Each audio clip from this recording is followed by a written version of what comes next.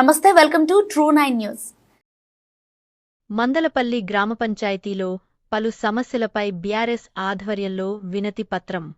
BRS party Mandalapalli గ్రామ పంచాయతీలో అనేక సమస్యలపై పంచాయతీ కార్యదర్శికి వినతిపత్రం అందించి, వర్షాకాలం ఆరంభమై దోమలు విజృంభిస్తున్న తరుణంలో ప్రజలు అనారోగ్యాల పాలు అవుతున్నారని, మురుగు కాలువలలో చెత్తను తీయించి బ్లీచింగ్ మరియు దోమల మందు పిచికారీ చేయాలని డిమాండ్ చేస్తూ పంచాయతీ కార్యాలయం ముందు బీఆర్ఎస్ పార్టీ నాయకులు అంతా బైఠాయించి కొంతసేపు ధర్నా నిర్వహించారు. దోమలు పిచికారీ మందు కానీ డ్రైనేజ్ శుభ్రం కానీ నిధులు రాకపోవటం వల్ల మరి సెక్రటరీ ఎంతగానో అప్పు చేస్తారు.